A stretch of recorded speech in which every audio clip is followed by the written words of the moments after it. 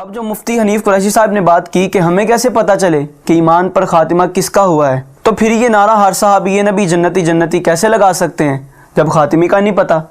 احمد بھائی، پہلے میں آپ سے اور ناظرین سے یہ بات پوچھنا چاہتا ہوں کہ یہ بات جو بندہ کر رہا ہے کہ ہمیں کیسے پتہ چلے کہ کس کا خاتمہ ایمان پہ ہوا ہے، کس کا خاتمہ ایمان پہ نہیں ہوا، کیا ہم اپنے ماں یا باپ دونوں میں سے کسی ایک کے لیے یہ بات کر سکتے ہیں کہ ساڈے امی نے، ساڈے ابا جی نے زندگی بہت اچھی گزاری ہے لیکن یہ نہیں پتا کہ ان کا خاتمہ ایمان پہ ہوا یا کفر پہ ہوا ہے؟ کیا ہم یہ بات اپنے کسی استاد یا اپنے کسی پیر کے لیے کر سکتے ہیں کہ وہ بہت اچھے تھے، بڑی اچھی زندگی گزاری ہے، بہت نیک تھے، متقی تھے، پارسا تھے، مگر یہ نہیں پتا کہ ان کا خاتمہ ایمان پہ ہوا ہے یا نہیں ہوا؟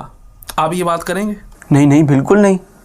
تو پھر اصحاب رسول کے بارے میں جو بندہ یہ بات کر رہا ہے کہ پتہ نہیں، معاذ اللہ ثم معاذ اللہ، ان کا خاتمہ ایمان پر ہوا یا نہیں ہوا، جو بندہ ایسی بات کرتا ہے اس کا مطلب تو یہ ہے کہ تو نے اپنے ماں باپ سے، اپنے استاذ اور اپنے پیر کو تو نے اہمیت زیادہ دی ہے، اور نبی پاک علیہ الصلوۃ والسلام کے صحابی کی باری آئی تو تیرے دل کے اندر طرح طرح کے وسوسے آنے شروع ہو گئے۔ اس کا مطلب یہ ہے کہ دال میں کچھ نہ کچھ کالا ہے۔ اور بھائی، صحابی ہوتا کون ہے؟ یہ بات ہی سمجھ لیتے نا تو یہ اعتراض ہی نہ ہوتا۔ صحابی کس کو کہتے ہیں؟ جس خوش نصیب انسان نے نبی پاک علیہ الصلوۃ والسلام کی حالت ایمان میں زیارت کی ہو یا آپ کی صحبت پائی ہو، ٹھیک ہے، اس صحبت سے مراد یہ جو نبینا صحابی ہیں وہ بھی صحابی ہیں، انہوں نے زیارت تو نہیں کی مگر صحبت پائی ہو ایمان کی حالت میں، اور ایمان پر ہی ان کا خاتمہ ہوا ہو، اس خوش نصیب بندے کو صحابی رسول کہا جاتا ہے۔ گویا صحابی کی تعریف میں 3 اجزاء ہیں۔ سب سے پہلے رؤیت بصری، ٹھیک ہے، آنکھ سے دیکھا ہو یا صحبت پائی ہو، یہ دونوں ایک چیز۔ نمبر 2، حالت ایمان میں زیارت اور صحبت ہو۔ نمبر 3، خاتمہ ایمان کی حالت میں ہو۔ تو بھائی، جب ہم یہ نعرہ لگاتے ہیں نا، ہر صحابی نبی جنتی جنتی، ہم صحابی کا لفظ بولتے ہیں، ہر صحابی نبی جنتی، اور صحابی ہوتا ہی وہ ہے جس کا خاتمہ ایمان پر ہو ہیں۔ تو آپ اس بات کو جو گول مول کر رہے ہیں نا، بھائی ہم تو صحابی کی شان بیان کر رہے ہیں نا، ہم تو صحابی کے بارے میں نعرہ لگا رہے ہیں، جو صحابی ہے وہ خوش نصیب جنتی ہے۔ اب یہ آپ کیوں خدشات پیدا کر رہے ہیں؟ جی فلاں کو رضی اللہ عنہ لوگوں نے بنا دیا، فلاں کو لوگوں نے بنا، بھائی کن لوگوں نے بنایا؟ کن کو بنایا؟ آپ کسی ایسی ایک فرد واحد، کسی شخصیت کا نام نہیں جو صحابی نہیں ہے اور ہم ان کو صحابی مانتے ہو۔ یہ تو آپ کے دل کے اندر جو چور ہے نا، صحابہ کرام علیہم رضوان کا بغض ہے، یہ وہ کھل کے سامنے آ رہا ہے۔ ہم تو سوچ رہے تھے آپ نے توبہ کر لی ہوگی، ہم حسن ظن رکھ رہے تھے، اور ہم یہ کہہ رہے تھے کہ آپ اپنی صحبت جو ہے تفضیلیوں اور رافضیوں سے ختم کر دیں تو ہم جو ہے نا وہ آپ کی طرف مائل ہونا شروع ہو جائیں گے۔ مگر آپ نے یہ جو اب گفتگو کی ہے، اب مناظرہ ہو گیا جی مرزا انجینئر صاحب کے ساتھ، اور بھائی مناظرہ تو ہو گیا ہے، تو یہ بتا اگر وہ تیرے ساتھ گفتگو کر لے حضرت سیدنا امیر معاویہ رضی اللہ تعالیٰ عنہ کے بارے میں، پھر وہاں کیا جواب دو گے؟ تو یہ کوئی مناظرہ کا چکر نہیں تھا۔ عوام اہل سنت بھی اس بات کو سمجھے، یہ دال جو ہے، دال کے اندر کچھ، بلکہ دال کے اندر کچھ نہیں، یہ ساری کی ساری دال ہی کالی ہے۔ اچھا، بات میں وہ کلیئر کر دوں، کیسے پتہ چلے خاتمہ ایمان پر ہوا یا نہیں ہوا؟ ہم قرآن سے اس بات کو ثابت کرتے ہیں۔ جی ہاں، سورۃ الفتح اللہ ارشاد فرماتا ہے، لقد رضی اللہ عن المؤمنین اذ یبایعونک تحت الشجرۃ فعلم ما فی قلوبہم فانزل السکینۃ علیہم واثابہم فتحا قریبا۔ اب یہاں پر اللہ تبارک و تعالیٰ نے کیا ارشاد فرمایا؟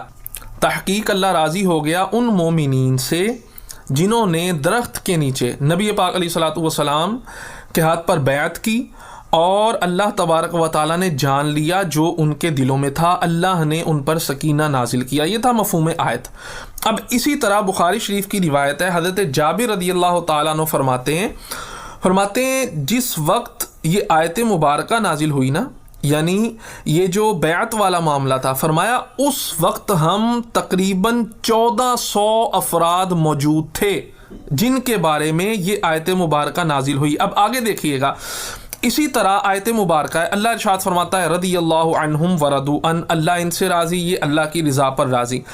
اب سنیے گا، جو یہ شبہ ڈالا گیا ہمیں کیسے پتا چلے کس کا خاتمہ ایمان پر ہوا یا نہیں، جب خاتمے کا ہی نہیں پتا تو ان کو جنتی کیسے کہہ سکتے ہیں؟ یہ سنیے گا ذرا، علامہ ابن حجر بڑی خوبصورت بات فرماتے ہیں، امام ابن حجر فرماتے ہیں ومن رضی اللہ تعالی عنہ لا یمکن موتہ علی الکفر، بڑی خوبصورت بات ہے، فرمایا جن سے اللہ تبارک و تعالی راضی ہو چکا، اللہ راضی ہو گیا، لا یمکن موتہ علی الکفر، جن سے اللہ راضی ہو گیا اب ان کا خاتمہ کفر پر ہو یہ ممکن ہی نہیں ہے، کیونکہ رب ان سے راضی ہو گیا ہے، تو رب کی جس کے ساتھ رضا شامل حال ہوگی، بتائیں اس کا خاتمہ کفر پر ہوگا یا ایمان پہ ہوگا؟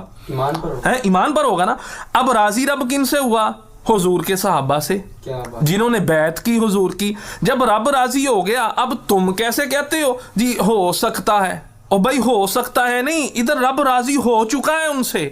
جب رب راضی ہو گیا تو یہ اس بات کی دلیل ہے کہ ان کا خاتمہ کفر پر نہیں بلکہ ان کا خاتمہ اسلام پر ہوا ہے۔ اسی طرح نبی پاک علیہ الصلوۃ والسلام کی حدیث فرمایا میرے سارے صحابہ ستاروں کی مانند ہے، فَبِأَيِّهِمْ اقْتَدَيْتُمْ اهْتَدَيْتُمْ، ان میں سے جس کی بھی تم اقتدا کر لو گے نا ہدایت پا جاؤ گے۔ اب مجھے بتاؤ کیا معاذ اللہ اگر صحابہ کرام علیہم رضوان میں سے کسی ایک فرد کا خاتمہ ہی معاذ اللہ ثم معاذ اللہ ہمارے منہ میں خاک کفر پر ہوا ہو تو پھر نبی پاک علیہ السلام کی حدیث کدھر جائے گی کہ کسی ایک بھی صحابی کی اقتدا کر لو گے تو تم ہدایت پا جاؤ گے؟ مجھے بتائیں اگر معاذ اللہ خاتمہ ان کا ایمان پر نہیں ہے معاذ اللہ تو وہ تو خود ہدایت یافتہ نہیں ہے۔ جب وہ خود ہدایت یافتہ نہیں ہے تو آپ ان سے کیسے ہدایت پا سکتے ہیں؟ تو حضور کا یہ فرمان ان کی اقتدا کرو تم ہدایت پا جاؤ گے، اس بات کی دلیل ہے کہ حضور کے صحابہ ہدایت پر ہیں، حضور کے صحابہ حق پر ہیں، ان کی زندگی بھی ایمان کی حالت میں گزری اور ان کا خاتمہ بھی ایمان کی حالت میں ہوا۔ اللہ تبارک و تعالی ہمیں سمجھ کی توفیق